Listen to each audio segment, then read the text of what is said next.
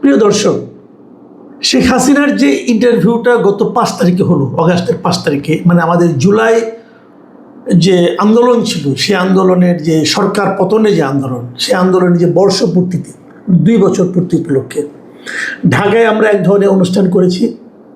আর ওদিকে দিল্লিতে ওই একই দিনে, এটা কাকতালীয়ভাবে না, আমার মনে হয় পুরোপুরি পরিকল্পিতভাবে ওখানে যে অনুষ্ঠানটা হয়েছে, সেটা যদিও হয়েছে যে নয়াদিল্লির ফরেন করেসপন্ডেন্স ক্লাবের উদ্যোগে, কিন্তু ওখানে যারা জড়িত ছিলেন প্রায় সবাই বাংলাদেশের লোকজন, আমরা এটা দেখেছি। এবং তারা এখানে আয়োজন করেছেন, শেখ হাসিনা বক্তব্য দিয়েছেন, শেখ হাসিনা সাংবাদিকদের প্রশ্নের উত্তর দিয়েছেন। সেখানে সাংবাদিক বিভিন্ন দেশেরই ছিল, বিভিন্ন সংবাদ মাধ্যমের ছিল, উনি উত্তর দিয়েছেন। এবং সেই সমস্ত উত্তরে বাংলাদেশ প্রসঙ্গ, বাংলাদেশের বর্তমানে যারা দেশ শাসন করছেন তাদের প্রসঙ্গ ঘুরে ফিরে এসেছে। এই প্রেক্ষিতে আমাদের পররাষ্ট্র মন্ত্রণালয় একটা তীব্র প্রতিবাদ দিয়েছে এবং সেটা প্রেস রিলিজ আকারে তাদের যে অফিসিয়াল ওয়েবসাইট সেখানে দিয়েছে, অফিসিয়াল পেজে তারা সেটাকে পোস্ট করেছে। এবং সেখানে ভারতের ভূমিকার সমালোচনাও করা হয়েছে। এখন এই যে ভারতের ভূমিকার সমালোচনা, এটাকে ভারত এখন কিভাবে রিয়েক্ট করছে, তারা কি বলছে, সেই জবাবটা আজকে আমরা পেলাম এভাবে যে ভারতের পররাষ্ট্র মন্ত্রণালয়ে তাদের নিয়মিত একটা ব্রিফিং করেন প্রতি সপ্তাহে। আজকে তাদের একটা ব্রিফিং ছিল। সেই ব্রিফিংয়ে তাদের যে মুখপাত্র রণধীর জয়সওয়াল, তিনি সরাসরি এই প্রসঙ্গে উত্তর দিয়ে, ওনাকে প্রশ্ন করা হয়েছিল, সাংবাদিকরা প্রশ্ন করেছেন, উনি উত্তর দিয়েছেন। এবং সেখানে রণধীর জয়সওয়াল সরাসরি বলেছেন যে ওই দিনে যে অনুষ্ঠানটা, সেটার আয়োজনের সঙ্গে ভারত সরকারের জড়িত নয়, একটা বেসরকারি পর্যায়ের আয়োজন হতেই পারে, ওটা নিয়ে ভারত সরকারের কোনো বক্তব্য নেই, ওনারা সঙ্গে জড়িত নয়, এটা ক্লিয়ার করেছেন। এবং দ্বিতীয় যে কথাটা বলেছেন, যেটা সবচেয়ে গুরুত্বপূর্ণ কথা বলে আমার কাছে মনে হয়েছে, তিনি বলেছেন যে ওই মঞ্চ থেকে যা কিছু বলা হয়েছে, মানে কেবল শেখ হাসিনা না, অন্যরাও যা কিছু বলা হয়েছে, বিশেষ করে বাংলাদেশে বৈধভাবে গঠিত সরকারের বিরুদ্ধে, এই যে বৈধভাবে গঠিত, এটাকে উনি বলেছেন ইংরেজি টার্মে, তো বলেছেন ইংরেজিতে বলেছেন যে ডিউলি কনস্টিটিউটেড, মানে বৈধভাবে গঠিত যে সরকার, সেই সরকারের বিরুদ্ধে ওই মঞ্চ থেকে যা কিছু বলা হয়েছে, ভারত সরকার সেটাকে অনুমোদন করে না। কথা কিন্তু একদম ক্লিয়ার যে ওনারা ওখানে বসে যা কিছু বলে, যেমন ওখানে বসে সজীব ওয়াজেদ জয় তিনি বলেছেন বাংলাদেশ ধীরে ধীরে পাকিস্তান হয়ে যাচ্ছে, ভারত এটাকে অনুমোদন করে না। ওখানে বলা হয়েছে বাংলাদেশে জঙ্গি রাষ্ট্র হচ্ছে, ভারত এটাকেও অনুমোদন করে না। মানে যা কিছু বলা হয়েছে, ভারত সরকার তার কোনোটাই অনুমোদন করে না। এই যদি হয় অবস্থান, এটা কিন্তু একটা জিগজ্যাগ পাজলের মতো মনে হচ্ছে আমার কাছে। ভাবুন ব্যাপারটা একবার। বাংলাদেশ আগেই বলেছে যে আপনারা এই ধরনের একটা প্রোগ্রাম হতে দিয়েন না, কারণ ঘোষণা তো আরও আগে এসেছে। ভারত সেটা হতে দিয়েছে, দিয়ে বলছে যে এখানে যা যা বলা হয়েছে এগুলোর প্রতি আমার কোনো সমর্থন নেই। তাহলে ভারতের এই ভূমিকাকে কি আপনারা দ্বৈত ভূমিকা বলবেন? যেটা কথা আছে না, চোরকে বলে চুরি করো, পুলিশকে বলে ধরো, এটা কি ওই ধরনের কিছু একটা? আমার কিন্তু তা মনে হয় না। কারণটা হলো এই যে ভারতে বসেও অনেকে অনেক কিছু বলতে পারেন, এটা একটা বেসরকারি সংগঠনের আয়োজন, এটাকে ভারত বাধা দিবে কিভাবে? ভারত তো একটা ডেমোক্রেটিক কান্ট্রি, পৃথিবীর যে কোনো কান্ট্রিতে বসেই এটা কিন্তু আপনি বাধা দিতে পারেন না। এটা তাদের মতামত তারা প্রকাশ করছে, এবং কতগুলি সাংবাদিক জার্নালিস্টদের একটা ক্লাব, তারা এটা আয়োজন করেছে, সেখানে যে কেউ যুক্তও হতে পারে, এটা তো হতেই পারে। তো সেটা যদি হয়, সেটা কিন্তু ভারত বাধা দিতে পারবে না। কিন্তু ভারত ওখানে যা বলা হয়েছে সেটাকে সমর্থন করে না। দেখুন, এই কথাটা কিন্তু আমি বারবার বলার চেষ্টা করছি যে ওখানে একটা ইভেন্ট হয়েছে, ইভেন্টে কিছু স্পিচ আছে, কিছু বক্তব্য আছে, আমি বক্তব্যটাকে সমর্থন করব না। বাংলাদেশের আদালত সেই বক্তব্য যদি হেড স্পিচ হয়, যদি বিদ্বেষ ছড়ানো বক্তব্য হয়, সেই বক্তব্য প্রচারে নিষেধাজ্ঞা দিয়েছে। কিন্তু ওই ঘটনার কথা আমি বলতে পারবো না, এটা বেআইনি, এটা হয় না, এটা অগণতান্ত্রিক। আমি কিন্তু গত দুদিন ধরে এই কথাটাই বলছি যে বাংলাদেশের ডাক্তার জাহেদ যেটা বলেছেন, যেটা প্রচারই করা যাবে না, এটা বেআইনি কাজ বলেছেন। ওনার এই নির্দেশনা, ওনার এই মন্তব্য আইনকে সাপোর্ট করে না, আইন ওনার বক্তব্যকে সাপোর্ট করে না। ওনার যে বক্তব্য, তার মধ্যে যদি কোনো বিদ্বেষ ছড়ানো বক্তব্য থাকে, মানুষের মধ্যে অস্থিরতা তৈরি করে, সেই বক্তব্য প্রচার করা যাবে না। আচ্ছা বলুন তো, যদি আপনি বক্তব্যটা না শোনেন, তাহলে কি করে বুঝবেন সেই বক্তব্যটা বিদ্বেষ ছড়ানো কি ছড়ানো নয়? তাহলে শুনতেও মানা নাই। আমি তো নিশ্চিত একটা জাহেদের বক্তব্য শুনেছেন।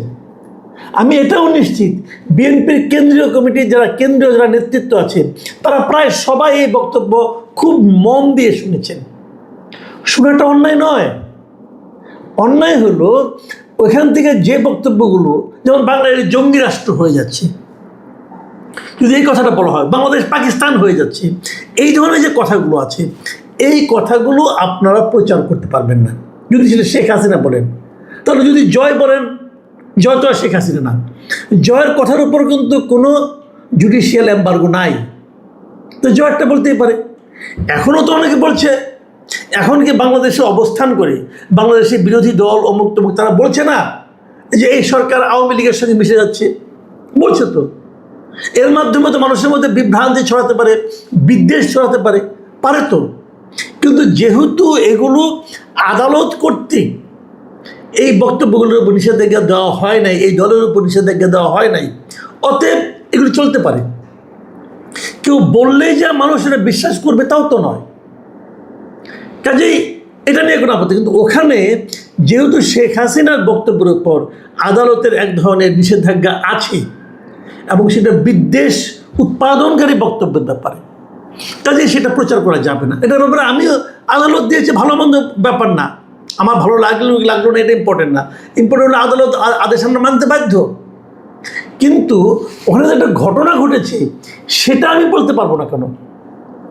ওখানে যে একটা অনুষ্ঠান হয়েছে, কে কে বক্তৃতা দিয়েছে, সেগুলো কি আমি বলতে পারবো না? পারবো। এমনকি জয় যেটা বলেছেন সেটাও আমি বলতে পারবো। কিন্তু যেটা হয়েছে, ঘটনা ঘটার পর বাংলাদেশ গভর্নমেন্টের পক্ষ থেকে আপনারা জানেন যে একটা প্রেস রিলিজ দিয়ে বাংলাদেশের পররাষ্ট্র মন্ত্রণালয় একটা প্রেস রিলিজ দিয়ে তীব্র নিন্দা করেছে, ক্ষোভ প্রকাশ করেছে, ভারতের প্রতি ক্ষোভটা তারা প্রকাশ করেছে। এবং সেই ক্ষোভের ব্যাপারেই কিন্তু, ক্ষোভের ভিত্তিতেই এবং সাংবাদিকদের প্রশ্নের জবাবেই কিন্তু মিস্টার জয়সওয়াল এই কথাটা বলেছেন। এবং জয়সওয়াল যে কথাটা বলেছেন, এইটা বলার মাধ্যমে আমি কিন্তু এখানে বাংলাদেশ ভারতের যে পারস্পরিক সম্পর্ক, এই সম্পর্কের ব্যাপারটা সম্বন্ধে একটা ধারণা পেতে চাই এবং এটা আপনাদের সঙ্গে আমি একটু মত বিনিময় করতে চাই। দেখুন, ভারতের এই বক্তব্যটা কিন্তু খুবই স্পষ্ট যে ওনারা শেখ হাসিনার বক্তব্য এবং এই সরকার সম্পর্কে যে বক্তব্য, সেগুলিকে ওনারা সমর্থন করেন না এবং ওই অনুষ্ঠানের কারো বক্তব্য ওনারা সমর্থন করেন না। তাহলে এখন দাঁড়ালো কি?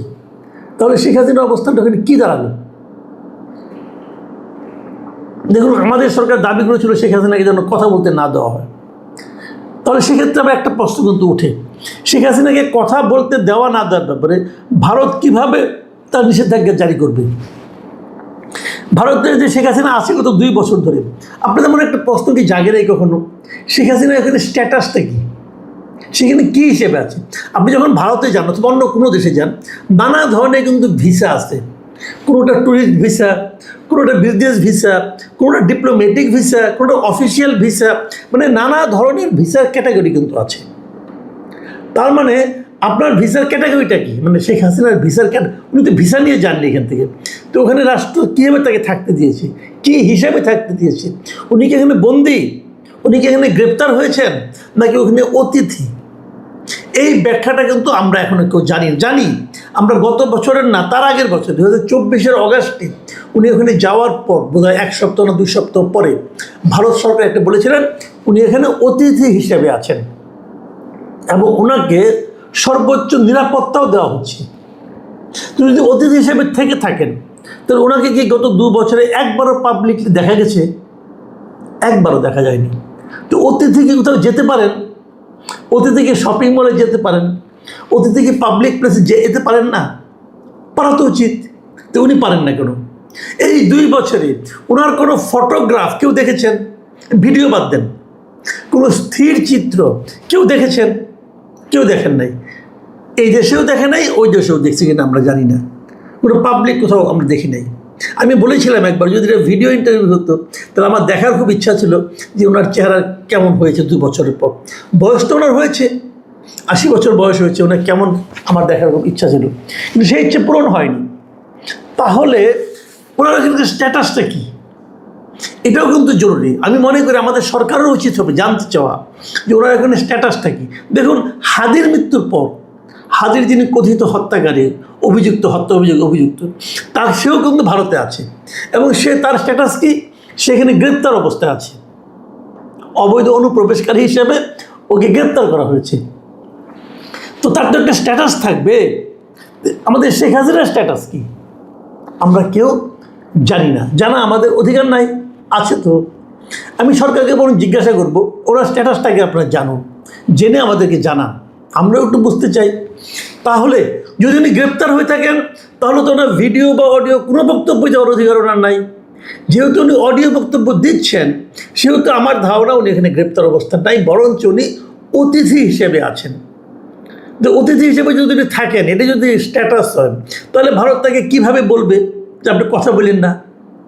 কাজেই ভারতের মিস্টার জয়সওয়াল যে কথাটা বলেছেন আমি কিন্তু এটাকে খুবই সমর্থন করি এবং উনি খুবই কূটনৈতিক ভাষায় বলেছেন যে আমরা ওনার বক্তব্যটাকে আমরা সমর্থন করি না। এবং আমার যেটা এখান থেকে আমি আরেকটা ইঙ্গিত পেতে চাই, সেটা হলো এই যে বাংলাদেশের খুব কড়া ক্ষোভ প্রকাশ করার মাধ্যমে যে বিবৃতিটা দিয়েছে, প্রেস লিস্টটা দিয়েছে, সেটা তার পরিপ্রেক্ষিতে জয়সওয়ালের এই বক্তব্য, এই সব মিলিয়ে আমি কিন্তু প্রথমে কিন্তু প্রেস লিস্ট দেখে আমার একটু আশঙ্কা তৈরি হয়েছিল, তাহলে কি ভারতের সঙ্গে আমাদের সম্পর্কর অবনতি হবে কিনা। কিন্তু এখন আমার কাছে মনে হচ্ছে না, অবনতি হবে না। গত কদিন ধরে যে একটা সম্পর্কে উন্নতির একটা সম্ভাবনা তৈরি হচ্ছিল, সবাই বারবার বলছিল। এর মধ্যে দেখলাম আমাদের জ্বালানি মন্ত্রী ভারত থেকে পাইপলাইনের মাধ্যমে ডিজেল আনার কথাও বলছেন।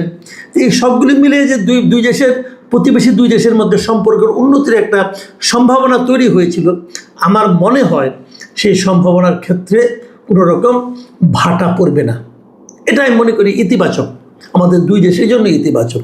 কারণ আমি নিজেও মনে করি যে এগুলো নিয়ে এত বাড়াবাড়ি করার দরকার নেই। কে কী বললো না বললো কিছু আসে যায় না।